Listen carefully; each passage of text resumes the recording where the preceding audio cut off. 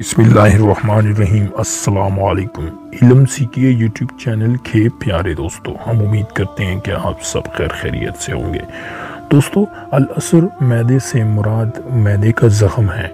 ये मर्ज़ आजकल बहुत आम है। इसकी वजह से बदपरहेज़ी, आराम तलब ज़िंदगी और होटलों के खानों का ज़्यादातर इस्तेमाल है।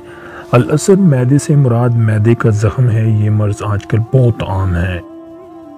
आज की इस वीडियो में आपको इस हवाले से बताएंगे कि शहद कितना मुफीद है हमारी ज़िंदगी के लिए।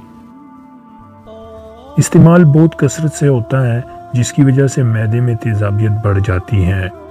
गर्म मसालों की वजह से, जो कि अक्सर औकात मैदे के अल्सर का बायस बनती हैं। इसके अलावा अल्सर मैदे का बायस गम, फ़िक्र और अलम वगैरह भी है। अक्सर इश्क व मोहब्बत में हारे हुए लोग भी इस मर्ज़ का शिकार हो जाते हैं। अल-असर मैदे की वजह से अमूमन मैदे में दर्द रहता है और रात को तेज़ाबियत ज़्यादा हो जाती है। मरीज़ को कभी कभार के साथ खून भी आता है और ग़िज़ा सही तौर पर जज़ू बंदन नहीं बनती। शहद इस मर्ज़ का अक्सर तरीन इलाज यानी दवाएँ हैं, मगर इसके साथ साथ अगर दूसरी दवाएँ भी इस्तेमाल की जाएँ तो सोने पर सुहागा का काम करती हैं। अल-असर मैदे के लिए मुजरब तरीन नुस्खा ये है: तबाशीर असली या अंडे की 100 ग्राम कलौंजी साफ शुदा और 100 ग्राम हल्दी आम इस्तेमाल वाली, और इसी तरह 100 ग्राम पुदीना सिर्फ साफ पत्ते, और इसी तरह 100 ग्राम बादियान, सौंफ साफ शुदा, और इसी तरह 100 ग्राम शहद खालिस, और इसी तरह 100 ग्राम तमाम चीज़ों का सफ़ूफ नहायत बारीक तैयार कर लें। शहद को गर्म करके इस सफ़ूफ को शहद में डाल दें और थोड़ी देर पकाएं। जब सब चीज़ें यकजान हो जाएं तो उतार लें। ये माजून हर खाने से 1 घंटा पहले 2-4 घूंट आधा गिलास पानी में मिलाकर पी लें।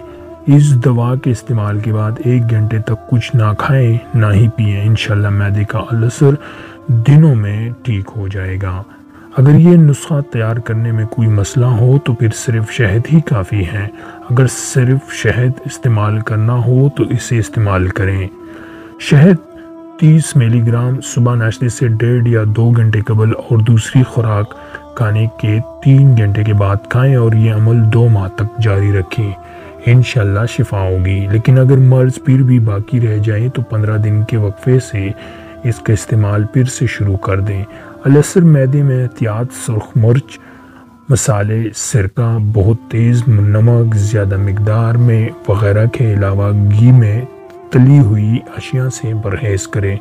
खाना ना हो तो बहुत ज़्यादा गर्म हो और ना ही बिल्कुल ठंडा, बल्कि नॉर्मल गर्म हो तो मैदे उसको जल्द कबूल कर लेता है। मैदे के अल्सर में ठंडा दूध या आइसक्रीम भी थोड़ी मिकदार में खा लें तो इस अमल से मैदे में दर्द और तेज़ाबियत कम हो जाती हैं, यानी मैदे में ज़्यादा तेज़ाबियत नहीं बनती, जिसकी वजह से मैदे का ज़ख़म भी ख़राब होता है।